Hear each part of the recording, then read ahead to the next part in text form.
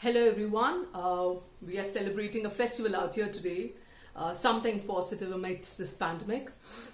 So happy Ganesh Chaturthi to everyone else who is, and clearly I'm multitasking. I thought me as well do this quick review because I found this book really interesting. So the book which I want to talk about is called The Monk and the Riddle. It's by this person called Randy Commissar, and I did want to introduce this one concept he talks about amongst a bunch of other things which I found really interesting.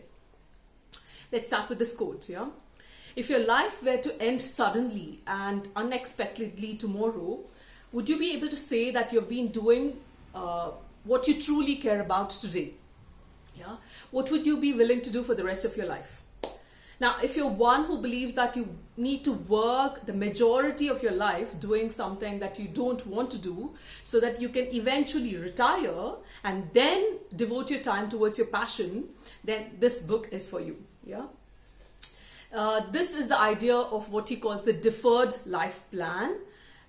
If there's just one thing I would like you to take away from this video, this would be it, right? My parents, both of them worked government jobs, and they live their whole lives like this. And there are people who go into something they don't love with the hope that they'll make enough money so that they can then eventually do something else later. The problem though in our life's timeline is that our life's timeline is unknown, right? And we may never really reach that one day when we want to do something which we are passionate about. So the author talks about this two-step process which the deferred life plan follows, right? That step one, you do what you must do, and then step two, you do what you want to do. Now, by nature, it implies that what we must do is necessarily different from what you want to do. Essentially, the life we want, he says, therefore cannot exist without doing something unsatisfactory.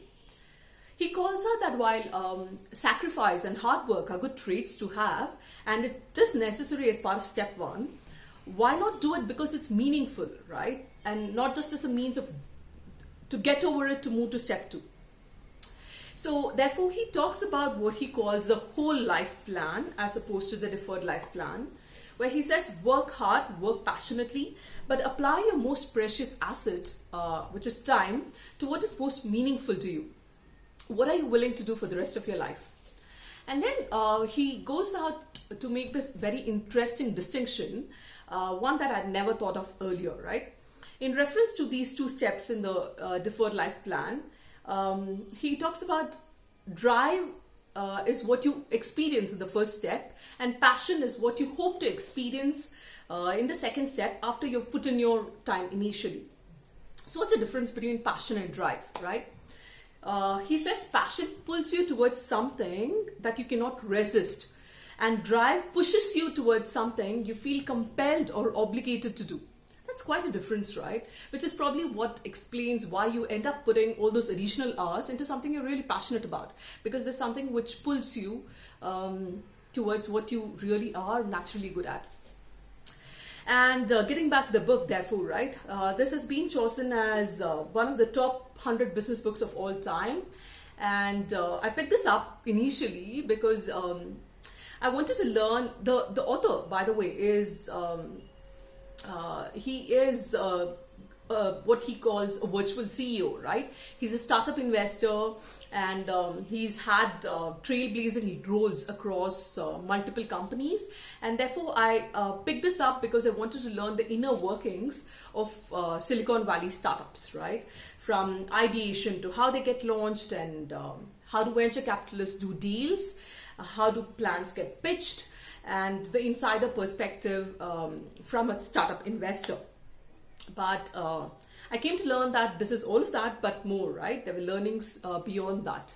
So this book describes the journey of this one Silicon Valley investor who has blazed the path of professional and personal success by defining and playing by his own rules, right? And interestingly, the story opens up with the author on a motorcycle journey through Myanmar, where he meets this monk who poses this riddle. That explains the title, right? I'll add the riddle in the video at the end. Yeah. So it is a business book unlike the most others, where instead of using a framework, Commissar takes us through this narrative of a dialogue which he has with between himself and a startup entrepreneur. Yeah, and it unfolds a showcase not just the inner workings of a VC and a startup, but leaves one with what the difference is between leadership and management, passion versus drive, and what it means to succeed personally and professionally. So with that, I'm going to close this with a very nice quote, which he calls out of there.